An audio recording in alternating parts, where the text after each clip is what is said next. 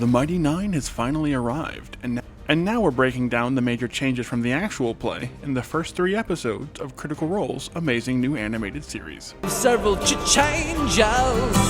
Before we dive into what's been changed for the Mighty Nein's animated exploits, why not take a second to hit those like and subscribe buttons? It's fast, it's free, and as always, we really appreciate it. And then, let's talk Mighty Nein. The Critical Role cast has been warning us for months that major changes are coming to the beloved cast of the Mighty Nein in the new animated series, and man did they certainly deliver in the first 3 episodes of the show. We'll break it all down character by character so you can scroll through the chapters and see what's been changed about your own favorite Mighty Nein members, and as always there will be some spoilers ahead, so viewers beware.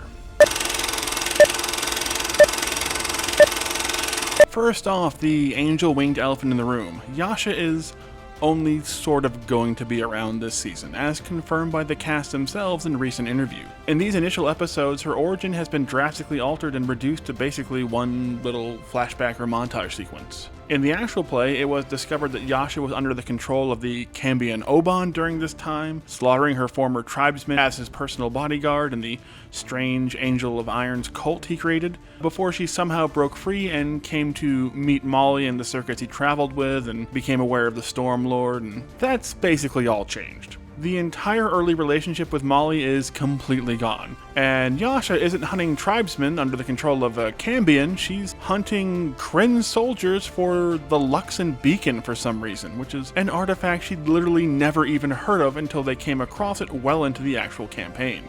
So expect very little Yasha this season. We got about, 45 seconds of her so far in the first 3 episodes, and what you do see will be part of a much different story than the one told on stream. Now let's move on to everyone's favorite filthy wizard, Caleb Widogast, who got some serious revamps to his origin story in the first 3 episodes. He doesn't team up with Nott during a jailbreak, but instead during a break-in where he's looking for components to summon Frumpkin, which somehow fails as something is wrong with his magic, which is another major departure from the source material. His other magic spells seem to be working, but for whatever reason, a reason that he seems to blame on Trinikathon, he needs some extremely rare components to summon Frumpkin effectively, so we see Frumpkin for all of 15 seconds. And that's a huge change from the original series. He also immediately starts his antagonistic relationship arc with Beau, instead of easing into that about, 10 or 12 episodes in, as his actions get her beaten up and tossed out of the circus when they first meet. And if we're talking about Caleb, we should also mention that Nott has seen some changes as well. She's still the hard-drinking goblin girl from the actual play, but in the show, her initial plan is to betray Caleb and turn him in for the reward money, before she's moved to tears by his failed summoning of Frumpkin and asked to learn magic from him instead. In the actual play, Nott has a pretty antagonistic relationship with Caleb's cat familiar, who she's literally eaten twice during the actual play, so that's a pretty major change as well, as is, as I mentioned with Caleb, her antagonistic new relationship with Beau, where she starts out by attacking her after she gets accused of stealing her horse and getting her beaten up and kicked out of the circus.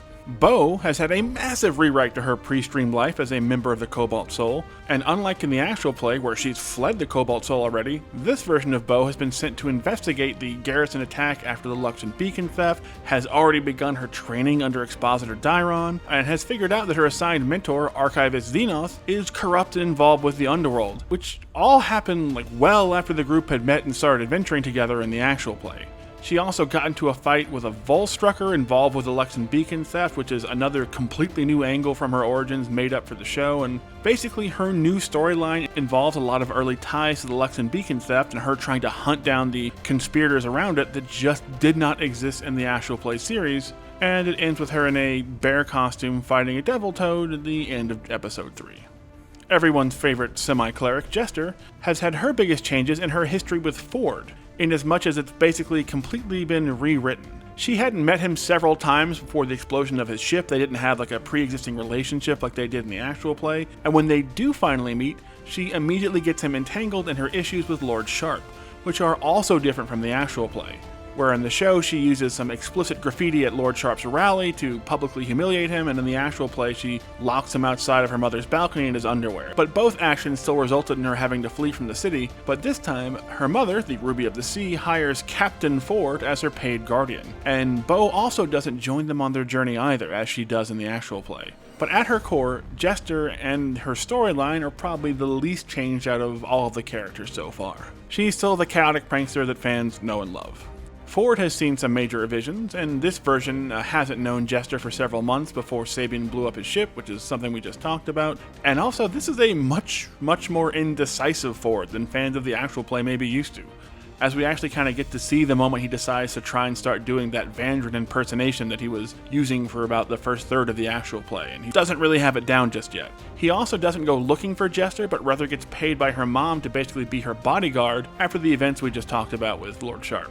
So their whole relationship starts in a much different way than in the streams, and this Fjord has not found the confidence or swagger we saw from him even near the start of the actual play campaign, so we imagine the journey to that place will be a big part of his new storyline. Mollymauk might be right up there with Jester for having the least changes. He's still the same carefree, hedonistic fortune teller who's been with Gustav on the circus for some time, although in the show he's much more of a second-in-command to Gustav than he was kind of portrayed as in the actual play. He even reads Jester's fortune just like he did in the streams, but the biggest change here is the one mentioned up top. Mainly that instead of being close friends with Yasha, who he used to go out with adventures on while the circus was in town, and the backstory presented in the actual play, he apparently has no idea she even exists at this point, and it is just strange to see Mollymauk on screen and all the circus events happening, and there just not being a Yasha in sight. And finally, let's talk about maybe the biggest change of all, and that's to sort of the timing of the backstory of the hot boy himself, Essek, where we find out almost instantly about his role in the theft of the beacon, which happened over 2/3 of the way into the campaign, although the Mighty Nein, who he is still yet to meet, have no knowledge of that currently.